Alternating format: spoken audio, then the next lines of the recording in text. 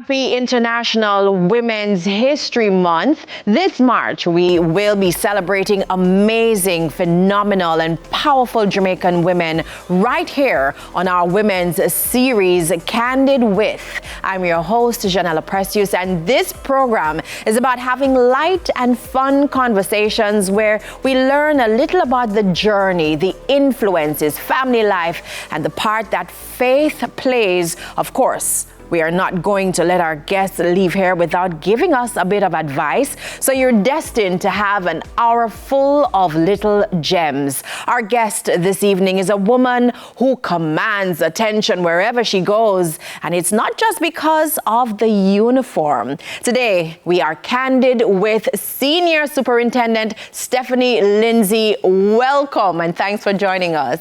Thank you for having me. All right, so we're going to start by settling the score.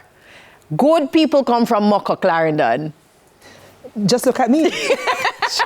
Just look at me. I had to go there because whenever somebody say you're not in a sense, you're from Moko, they ask you're from Moko. But that is not your experience growing up. No, I don't know where they got that from, but trust me, Moko is a very nice place, nice people. If you go to Moko, it's a place in Clarendon, way up in Clarendon, nice school. So when you go there, you will find some of the most wonderful and warm Jamaican people. And we're independent and resilient. Yeah, we're talking about deep rural Jamaica, right? Deep rural, deep rural. What was it like growing up? Oh, my childhood was fun. I think I had a wonderful childhood.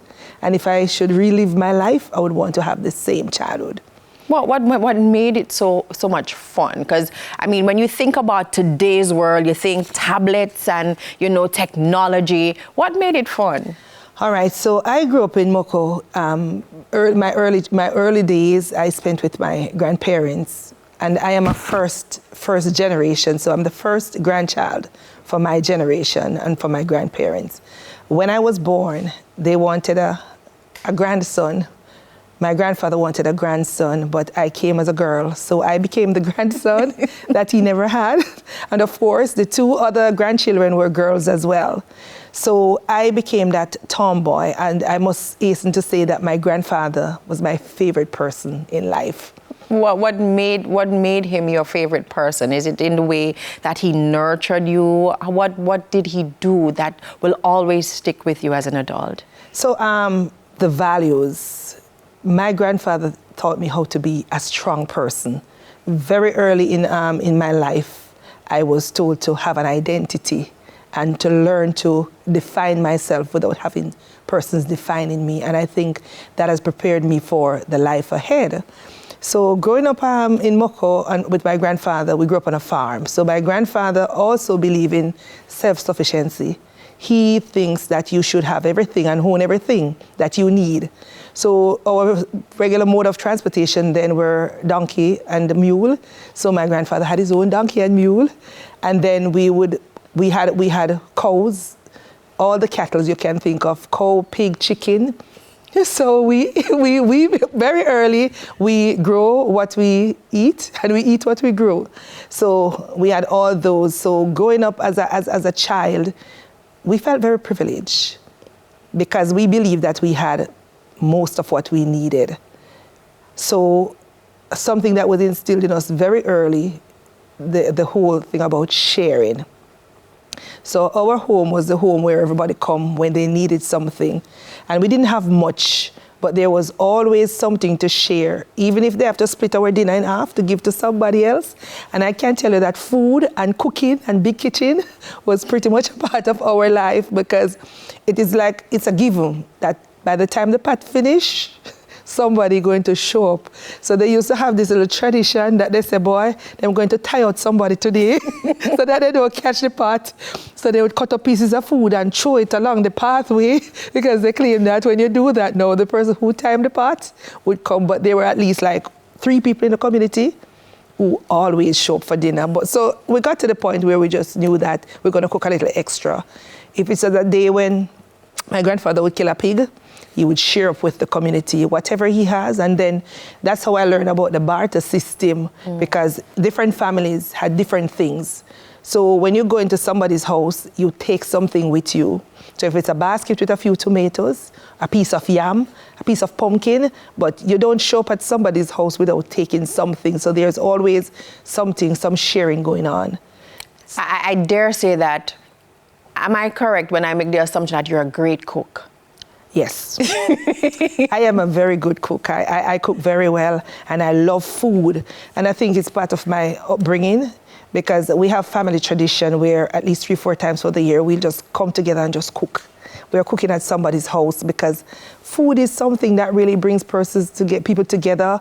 You know, when you have food and we're good food, you know, most of the times when we have these gatherings, I'm the cook. So at Christmas time, we always have a Christmas tradition. We are cooking at somebody else's house, and I'm always in the kitchen for some reason. I'm interested in the games that you played when you were a child. So talk to me about what was that like in that setting, deep rural Jamaica. Again, we're on a tablet, we played games. What kind of games did you play? So we played the good games. We didn't have tablet, we didn't have electricity, we didn't have running water. We not even had a road. We had to walk about 7 miles for the first transportation. But we played dandy shandy. Dandy shandy. Skipping was a thing, you know, upscotch. You remember any of the songs from back then? Ring a Ring a Roses. Okay, yeah, that was a common one. And yes. You know, there were so many things. We had the swing, we had different things. There was marble time, gig. And even though I was a girl, I was always involved in the things that the boys do. So no wonder I turned police. But so you would have those, and those were really nice. It was good when we played. You know, we'd play the games, and our grandparents and the people would be watching us, and that was the recreation. Mm-hmm. But it was good because it brought everybody together. So it's not like now when you have a family of 4 and they're in 4 different rooms watching different channels or playing on their tablets, and no. And we had family time. So it was a tradition in my home that every morning we wake up for devotion. So we had to read the Bible. I learned to read very early. So myself and my cousins, we had to take turn and we read the Bible, and we had our devotion before we go out because, you know, we have to be covered. What's your favorite Bible verse? You have a lot. It's a lot. But I always love John 3:16, you know. Mm-hmm. For God so loved the world. That's the ultimate sacrifice. Yeah. So I look back at all the time, and when things happen, I said, well, you know, if that happened, if God does that for us, then there's so much that we can do for others. So we speak about the farm, we speak about, you know, the games that we play. What kind of student were you at school? Oh, I was a good student. I was a good student at school because I'm very competitive. And we grew up where education was very much a priority in our household. So we had to take the books. So when nothing is happening, and because we didn't have so much distraction, so books. So we get books and we get clippings from the paper and we do things. And my uncle used to go on farm work. So he would come back with all these foreign books and foreign magazines and so on. So we would take time out and read them, and we used to cut out pictures of people, you know, and you have your little scrapbook. We used to, those days you used to write songs. So like the songs that you hear, and you have your little cassette and your thing, and you record the song, so you write down the words of the songs, so you know the songs. So there were so many things that kept us, but we had to be a family. As children, it was myself, my cousin Sandy, Wendy. We couldn't fight. We couldn't have fuss among ourselves because that would be something that we would really get some spanking. Yes. We would get some spanking for that. Who would you say is your biggest or was your biggest influence when you were a child? My grandfather. My grandfather was my biggest influence. And most of the things that he taught me then still influence my life even today.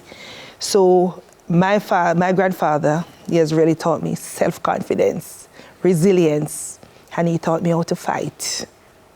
Physically and otherwise, because I say this all the time. So, you know, when you're in a community and sometimes you have kids who would want to bully you. So bullying didn't just start, but we are a big family in the community. So a lot of people never dare to bully us because you pick on one, you're picking on all of us. But he would always say, listen, I don't want you to go out there and let anybody beat up on you. Because if you go out there and let any of them children beat you up, you're not coming back in here. So I learned to fight. And I also learned to walk away. So there are two sides, because my grandmother, she's a cry piece. She's a turn the other cheek. So on one side, you're hearing somebody mess with you, you need to turn the other cheek. My grandfather's going to say, no, turn the other cheek. You need to go out there and fight and win.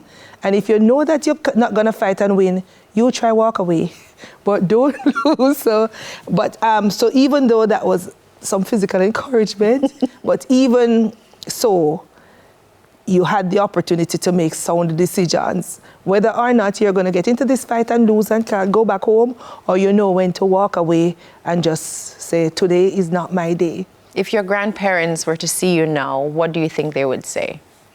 Proud of you, my child. Proud of you, my child.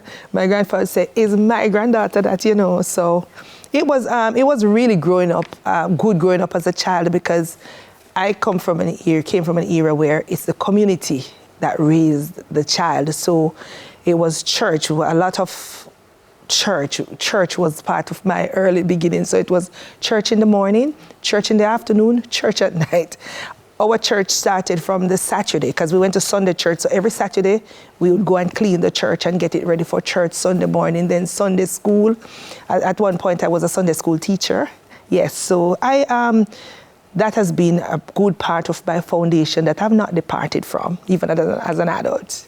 So we know what growing up was like and how it shaped who she is today. Up next, we'll talk goals and, of course, leadership as a woman. Candid with SSP Stephanie Lindsay. We'll be right back.